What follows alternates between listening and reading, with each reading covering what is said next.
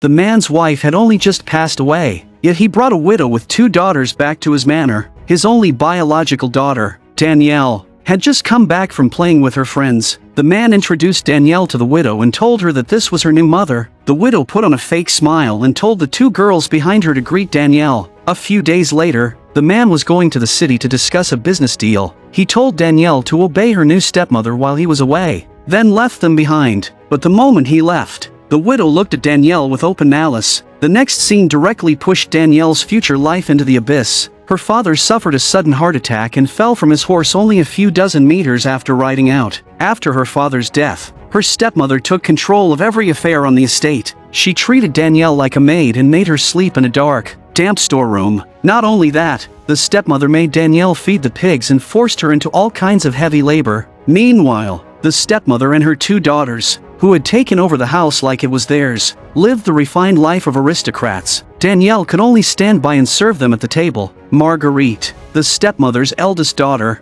kept criticizing Danielle for secretly reading books every day. The younger daughter, Jacqueline, also looked down on Danielle for wearing rags, saying she smelled like a pigsty and had no business appearing before them. With no one to rely on, Danielle could only swallow her anger and apologize to her stepmother. Thankfully, her childhood neighbor Gustav was always there to encourage her. The maids on the estate also cared for her deeply. One day, her stepmother found Danielle's mother's favorite dress and wanted to give it to Marguerite to wear. Unexpectedly, Danielle discovered this. Danielle asked her stepmother to put down the dress, but Marguerite insisted on keeping the dress as her own. This time, Danielle didn't compromise. She slapped Marguerite and angrily chased her around the room. When Marguerite discovered Danielle's favorite book, she immediately used it to threaten her. Looking at the only keepsake her father had left her, Danielle had no choice but to agree to lend Marguerite the dress. But Marguerite, who had no sense of honor at all, still threw the book into the fireplace.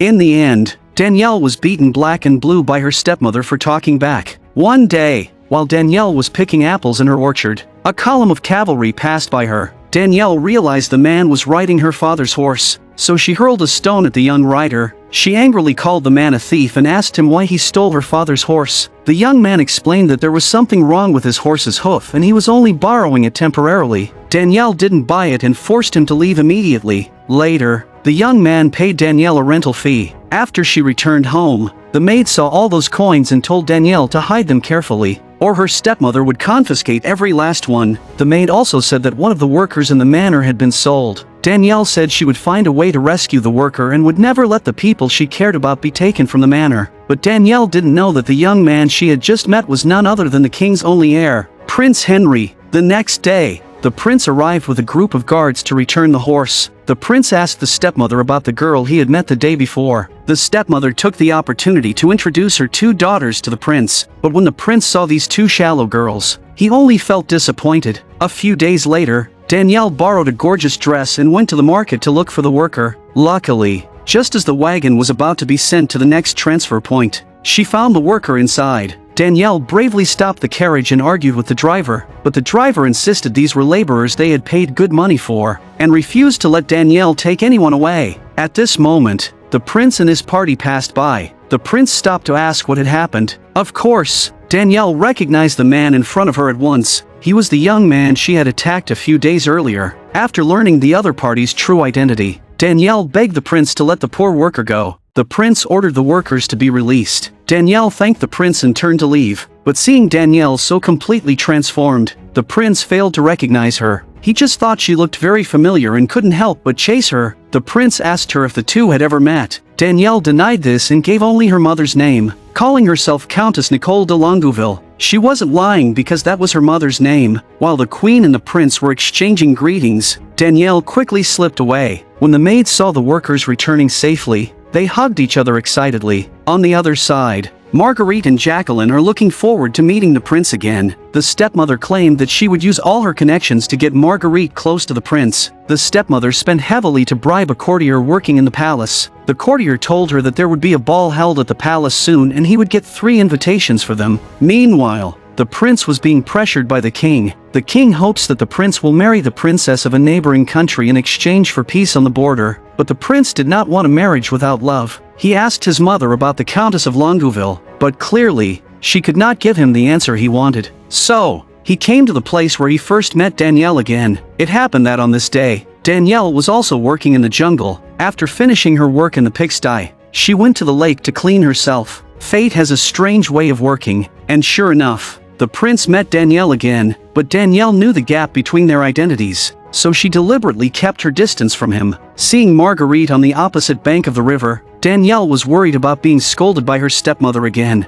so she ran away from the prince. Unexpectedly, the prince did not give up. The next day, while Danielle and Gustav were playing in the meadow, the prince and his mentor rode toward them. Danielle immediately ran behind the haystack and hid. After learning why the prince had come, Gustav honestly gave him Danielle's address. After the prince left, Gustav told Danielle this might not be a bad thing, so Danielle ran all the way back home along the trail. When the prince arrived, she put on a beautiful dress and came to greet him. The prince and Danielle agreed on the next time to meet. In the days that followed, they often met in bookstores. The prince discovered that beneath Danielle's bright expression, there was a deep sadness no one could see. This resonated with the prince. There was a lot to talk about between them. Danielle would sometimes take the prince into nature, letting him experience a freedom and ease he had never known before. But danger is everywhere. They happened to encounter a group of bandits. Faced with the provocation of the bandits, the prince was not afraid. Just when the prince was outnumbered and captured by the bandits, Danielle rushed down from the hillside. Unexpectedly, she was taken as a hostage, but this group of bandits still seemed to have a strange sense of honor. They said that if Danielle wanted to save the man, she had to find a way to carry him away herself. To everyone's shock,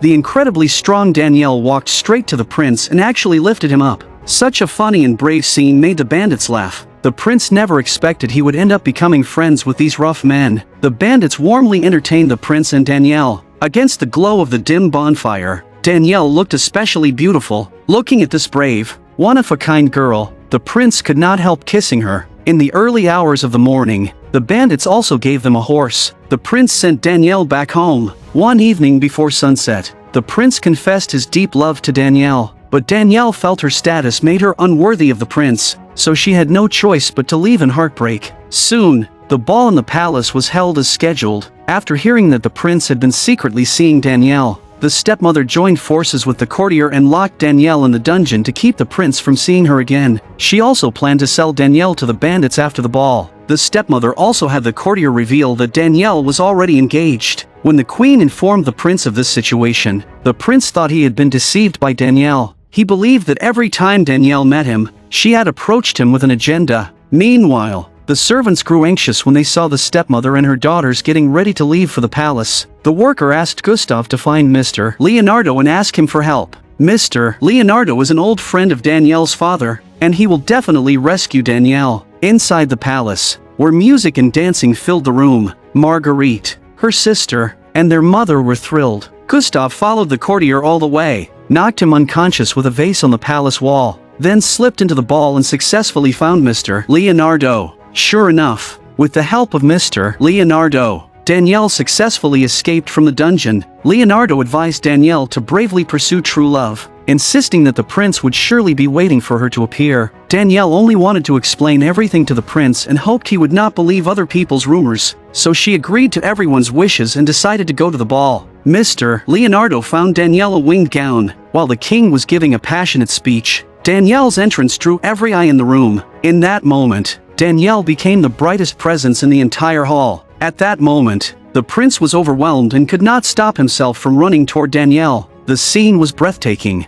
and even the queen was won over by Danielle's beauty. But off to the side, the stepmother was already plotting with a vicious look in her eyes. When the prince proposed to take Danielle away from the ball, he was stopped by Danielle's stepmother. The stepmother tore Danielle's gown and shouted that Danielle was a liar. The stepmother claimed Danielle was nothing but a lowly maid and was already engaged, yet had hidden all of it from the prince. Facing the stepmother she had feared since childhood, Danielle was briefly unable to defend herself. No matter how Danielle tried to explain, the prince still refused to believe her. Danielle turned and left in grief. When she ran outside the palace gates, she stumbled and lost one of her slippers. Leonardo went to the prince and explained that things were not as others had claimed. If the prince wants to get the truth, he should go find Danielle himself. Meanwhile, Danielle's stepmother brought a crude bandit into the house. She said she had already taken the bandit's money, and from now on, Danielle would become his wife. Under his father's arrangement, the prince was also holding a wedding with a girl he had never even met. The girl was so emotional that she kept crying and could barely speak. The prince suddenly realized at this moment and immediately terminated the wedding. He came to Danielle's manor to ask where she was, but Danielle did not give in to the bandit. Facing the bandit's lewd behavior, Danielle fought back with everything she had. She told him her father had been an excellent swordsman and had taught her his skills. Just as the prince arrived, Danielle had already escaped the bandit's control. In that moment of reunion, Danielle explained the whole truth to the prince. The prince took out the lost slipper and solemnly proposed to Danielle. Soon, Danielle's stepmother was summoned by the palace. What they did not know was that the king had specifically arranged for them to attend Danielle and the prince's wedding.